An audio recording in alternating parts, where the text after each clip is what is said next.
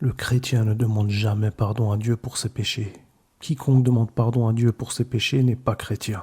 Dans l'enseignement clair des apôtres, la doctrine de la justification par la foi en Jésus-Christ est fondamentale. Le chrétien, ayant reçu la grâce de Dieu, est justifié une fois pour toutes par le sang précieux de Jésus, ce sang qui a été versé une bonne fois pour toutes pour nos péchés. C'est une vérité qui ne peut être compromise. Et demander pardon encore et encore, comme si le sacrifice n'était pas suffisant, revient à nier la force de ce qui a été accompli à la croix. L'apôtre Paul l'affirme en Romains 5,9. À plus forte raison donc, maintenant que nous sommes justifiés par son sang, serons-nous sauvés par lui de la colère. Ici, Paul parle au présent. Nous sommes justifiés. La justification n'est pas un processus continu où nous devons constamment revenir devant Dieu en suppliant pour un pardon additionnel. Non, c'est un acte accompli, définitif et réglé une fois pour toutes par le sang de Jésus. Il n'y a pas de place pour ajouter quoi que ce soit à ce sacrifice. De même, dans Hébreux 10,14, il est écrit « Car c'est par une seule offrande qu'il a amené à la perfection pour toujours ceux qui sont sanctifiés. » Une seule offrande a suffi. Jésus-Christ est venu pour régler le problème du péché une fois pour toutes. Et son sang purificateur nous rend saints. Alors pourquoi beaucoup croient-ils encore devoir demander pardon, comme si le sang de Christ ne suffisait pas? Cela témoigne d'une incompréhension totale de la grâce. L'apôtre Paul nous met en garde contre cette fausseté. Galates 2, 21. Je ne rejette pas la grâce de Dieu, car si la justice s'obtient par la loi, Christ est donc mort en vain. Ceux qui demandent encore pardon à Dieu pour leurs péchés croient donc que Christ est mort en vain. Un chrétien ne se met jamais à genoux pour demander pardon à Dieu. Il est déjà pardonné. Il n'est plus pécheur, il est saint, il est juste, il est pur.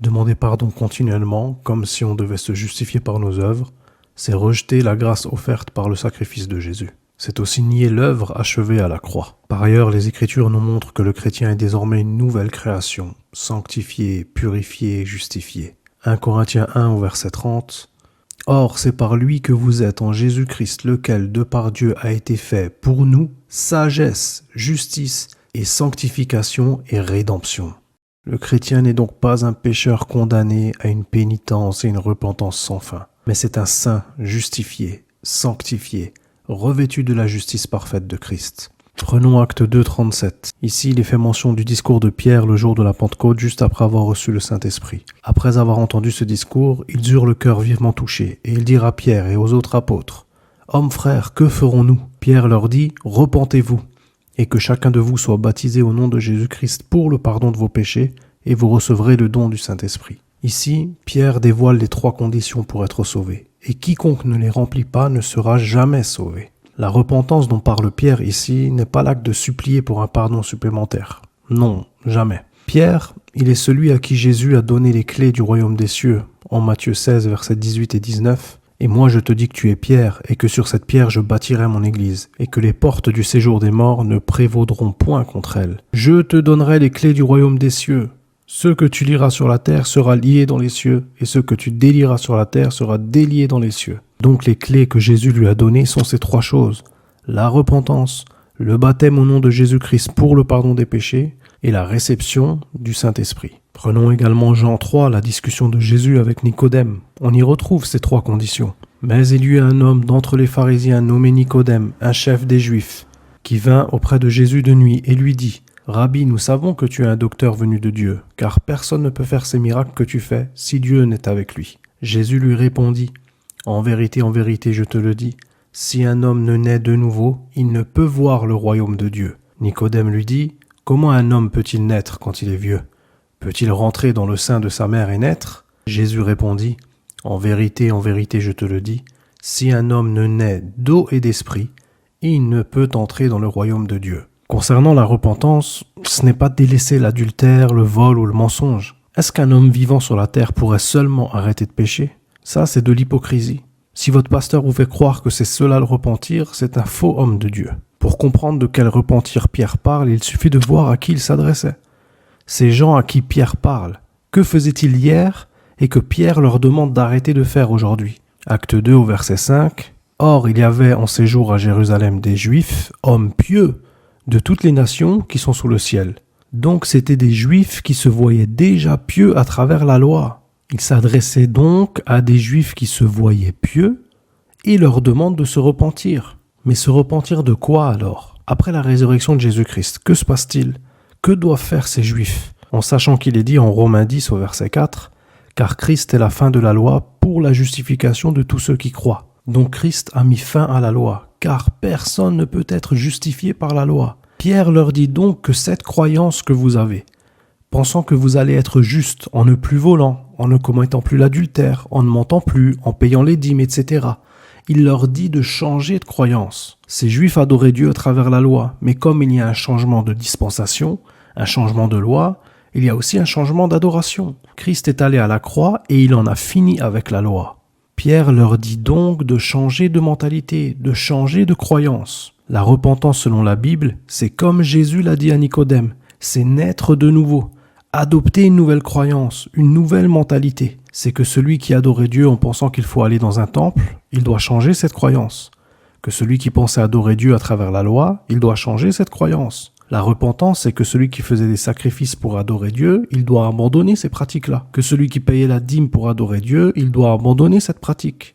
La repentance, c'est de croire que la mort, l'ensevelissement et la résurrection de Jésus-Christ suffisent pour nous donner notre salut. Un salut éternel qui ne se perd pas. Comme le dit Éphésiens 2, versets 8 et 9. « Car c'est par la grâce que vous êtes sauvés, par le moyen de la foi. Et cela ne vient pas de vous, c'est le don de Dieu. Ce n'est point par les œuvres, afin que personne ne se glorifie. » La repentance est donc tout simplement de croire que ce que tu es incapable d'accomplir par tes propres forces, par tes propres œuvres, Jésus est venu l'accomplir à la croix. Donc ce n'est pas d'arrêter les péchés, comme si l'homme dont sa chair est appelée à la poussière pouvait arrêter de pécher. L'homme a la nature pécheresse dans sa chair. Romains 11 au verset 32, « Car Dieu a enfermé tous les hommes dans la désobéissance, pour faire miséricorde à tous. » Ecclésiaste 7 au verset 20, « Non, il n'y a sur la terre point d'homme juste qui fasse le bien et qui ne pêche jamais. » Proverbe 20 au verset 9, « Qui dira, j'ai purifié mon cœur et je suis net de mon péché ?» Job 15 au verset 14 à 16, « Qu'est-ce que l'homme pour qu'il soit pur? Celui qui est né de la femme peut-il être juste? Si Dieu n'a pas confiance en ses saints, si les cieux ne sont pas purs devant lui, combien moins l'être abominable et pervers, l'homme qui boit l'iniquité comme l'eau. » Romains 3 au verset 10, « Selon qu'il est écrit, il n'y a point de juste, pas même un seul, nul n'est intelligent, nul ne cherche Dieu, tous sont égarés, tous sont pervertis. Il n'en est aucun qui fasse le bien, pas même un seul. » Romains 3 au verset 4, « Que Dieu au contraire soit reconnu pour vrai et tout homme pour menteur. Ainsi ceux qui vous font croire que vous allez arrêter de pécher sont des menteurs. Tous vos pasteurs, tous vos prêtres, tous vos faux prophètes qui vous font croire qu'il faut encore demander pardon pour vos péchés sont des imposteurs qui n'ont rien compris au sacrifice de Christ. Et tant que vous ne revenez pas sur cette croyance et n'acceptez pas le sacrifice de Jésus comme étant suffisant, vous êtes condamnés. Il vous faut vous repentir en délaissant cette mauvaise croyance et comprendre ce que signifie la mort, l'ensevelissement et la résurrection de Jésus-Christ. Puis prendre votre baptême en son nom pour le pardon de vos péchés et vous recevrez le don du Saint-Esprit. Comme l'a dit l'apôtre Pierre, lui qui a reçu les clés du royaume des cieux. Paul dit en Romains 6,14 « Car le péché n'aura point de pouvoir sur vous, puisque vous êtes non sous la loi, mais sous la grâce. » Si le péché n'a plus de pouvoir sur nous, c'est précisément parce que le sang de Jésus a brisé son pouvoir. Continuer à demander pardon pour ce qui est déjà payé serait revenir sous la loi et donc être sous la malédiction. Galates 3 au verset 10 « Car tous ceux qui s'attachent aux œuvres de la loi sont sous la malédiction. » Jésus lui-même a dit sur la croix, en Jean 19 au verset 30, « Tout est accompli. » Le chrétien ne doit donc jamais ajouter à cette œuvre par une demande perpétuelle de pardon comme si le sacrifice était insuffisant. Ceux qui vous demandent de vous repentir continuellement en demandant à Dieu pardon vous prêchent un faux évangile. Car qu'est-ce que l'évangile? Le mot même évangile signifie quoi? C'est la bonne nouvelle. La bonne nouvelle de quoi? Regardons 1 Corinthiens 15 du verset 1 à 4. Je vous rappelle, frères, l'évangile que je vous ai annoncé, que vous avez reçu, dans lequel vous avez persévéré, et par lequel vous êtes sauvés, si vous le retenez tel que je vous l'ai annoncé. Autrement, vous auriez cru en vain. Je vous ai enseigné avant tout, comme je l'avais aussi reçu, que Christ est mort pour nos péchés, selon les Écritures, qu'il a été enseveli, et qu'il est ressuscité le 3e jour selon les Écritures. Voici l'évangile prêché par les apôtres. la mort, l'ensevelissement et la résurrection de Jésus-Christ pour nos péchés. Tout ce sang versé depuis son arrestation jusqu'à la croix ne vous suffit pas? Vous pensez devoir encore rajouter quelque chose? Quiconque vous prêchera autre chose que cet évangile vous prêchera un autre évangile que celui qui a été transmis par les apôtres. Ceux-là même qui ont été conduits par la puissance du Saint-Esprit dans toute la vérité comme Jésus leur avait annoncé en Jean 16, verset 13. L'évangile est donc la mort de Jésus-Christ pour nos péchés, son ensevelissement pour nos péchés et sa résurrection pour nos péchés. Si dans ton assemblée on te prêche autre chose que cela, qu'il faut encore payer les dîmes, faire des offrandes, ou bien demander pardon à Dieu pour tes péchés, on te prêche un autre évangile. Et Paul dit en Galates 1 du verset 7 à 9, « Non pas qu'il y ait un autre évangile. » Oui, c'est sûr, il n'y a pas d'autre bonne nouvelle que celle-là. « Non pas qu'il y ait un autre évangile, mais il y a des gens qui vous troublent et qui veulent renverser l'évangile de Christ.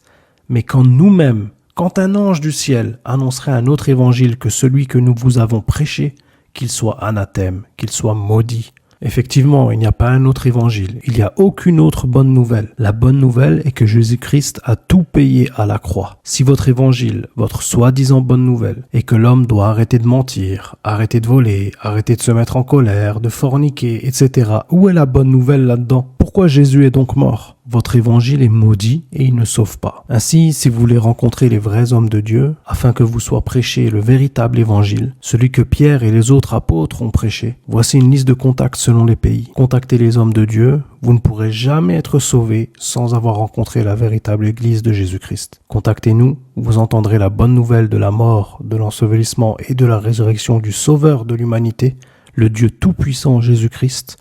Puis vous prendrez votre baptême en son nom pour le pardon de vos péchés, et vous recevrez le Saint-Esprit, et alors vous serez sauvés à tout jamais. En conclusion, le chrétien sauvé par la grâce, justifié par le sang précieux de Jésus-Christ, ne demande jamais pardon pour ses péchés à Dieu, comme s'il devait compléter ou améliorer ce que Jésus a accompli. Mais il vit dans la paix et la sainteté. Rejeter cette vérité, c'est refuser la grâce. C'est nier le sacrifice parfait. C'est cracher sur l'œuvre du Seigneur. Jésus a tout payé. Et nous, ses enfants, nous sommes tous saints en lui. N'hésitez plus, contactez-nous et à bientôt pour une prochaine vidéo.